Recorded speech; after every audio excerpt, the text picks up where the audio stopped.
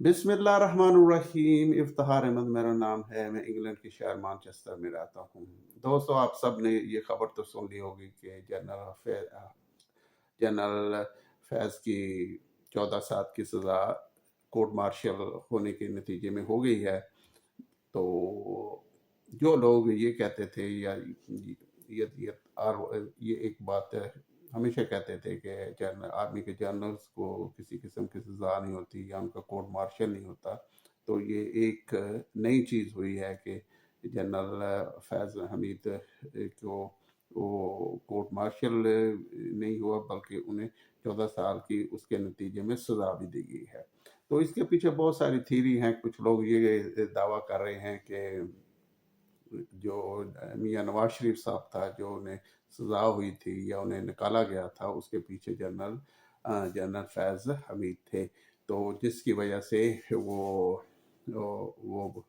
अपना नवाज शरीफ साहब बहुत ज़्यादा इससे खफा थे और वो इन्हें सज़ा दिलवाना चाहते थे, और ये इसलिए सज़ा हुई है। जो भी इसका मैटर है, या जो भी भी जिस किस्म का भी इसके पीछे कॉन्स्पिरेसी थ्योरी है, एक बात एस्टैब्लिश हो गई है कि जनरल जो भी हैं, जो साबका हैं या जो अभी रिसेंटली रिटायर हुए हैं, उनका कोर्ट मार्शल भी हो सकता है और उसके नतीजे में उन्हें सज़ा भी हो सकती है, जो अब हुई है। तो दूसरा, कुछ लोग कह रहे हैं कि जो हमारे मौजूदा आर्मी चीफ हैं, जो तीनों अफवाज के हेड बन गए हैं अभी, ये फैज़ हमीद और उनके दरमियान भी एक किस्म का कंपटीशन था, और उन्होंने लॉबी वगैरह भी की थी कि वो चीफ ऑफ आर्मी स्टाफ बनना चाहते हैं फैज़ हमीद। तो इसके भी हमारे जो मौजूदा चीफ ऑफ आर्मी स्टाफ है उनमें रंजिश थी, तो इसलिए इनका जो कोर्ट मार्शल हुआ है ये इस वजह से हुआ है। इसकी जो भी वजह हो, या जो भी लोगों का ओपिनियन है, या जो भी लोगों की राय है, या जो भी कुछ है, लेकिन एक चीज़ जो बहुत वाज़ह तौर पे एस्टैब्लिश हो गई है, वो ये है कि आर्मी के जर्नल्स का भी एहतसाब होता है या एहतसाब होना शुरू हो गया है।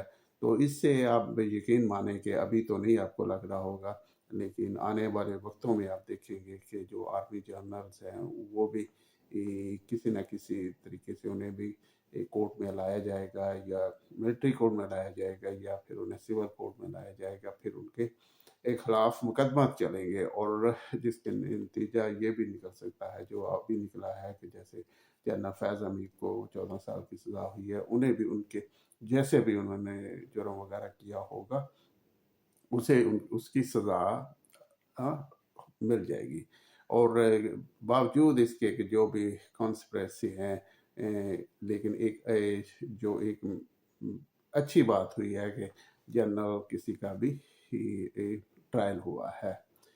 तो इसके अलावा दोस्तों, आपने ये भी सुना होगा कि जो मरीम कह रहा हूँ, जो इमरान खान की सिस्टर थी, उन्हें अडयाला जेल के बाहर उन्हें सीटा गया। उन पे बहुत ज़्यादा ठंडा मौसम है, ठंड है पाकिस्तान में, ख़ास करके जिस इलाके में अडयाला जेल है, बहुत ज़्यादा सर्दी होती है उधर। उन पे ठंडा पानी, और कुछ लोग ये कह रहे हैं, दावा कर रहे हैं कि गंदा पानी उन पे फेंका गया है, जो कि एक बहुत ही अफसोसनाक बात है। और ये जो भी जिस शख्स का या जिसका भी ये आइडिया है कि इस तरह के वो काम कर रहा है, और इससे ना तो हुकूमत के लिए कोई अच्छा मैसेज जा रहा है, और ना ही जो ये करवा रहे हैं उनके लिए भी ये अच्छा बात नहीं है कि आज अगर वो औरतें हैं और किसी की औरतों पे इस तरह का उनके साथ इस तरह का रवैया अपनाया जाता है, तो आप यकीन करें कि आने वाले दिनों में अगर ये पावर में नहीं होंगे, तो इनकी औरतों के साथ भी कुछ इस तरह के काम हो सकते हैं, जो कि बहुत ही अफसोसनाक है कि जो होने नहीं चाहिए। तो इसके अलावा आपने देखा होगा कि हमारे मुल्क में काफ़ी अफरा तफरी है। वो इसी वजह से अफरा तफरी है कि क्योंकि इधर जो लॉ एंड ऑर्डर की सूरत हाल है, जो मौजूदा सर्कमस्टांसेस हमारे मुल्क में बन चुके हैं कि पार्टियों की आपस में लड़ाई और इक़्तिदार की लड़ाई, और دوسرے معاملات جس کی وجہ سے بہت ہی بے یقینی کے ماحول پیدا ہو چکا ہے جو کہ بہت ہی افسوسناک ہے، اور اللہ کرے ہمارا ملک اس کرائسس سے جلدی نکل آئے۔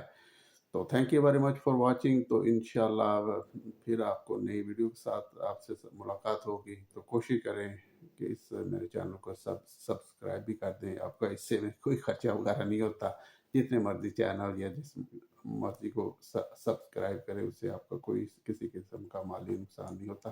تو thank you very much for watching my video. تو انشاءاللہ پھر آپ سے بات ہوگی۔ السلام علیکم، اللہ حافظ۔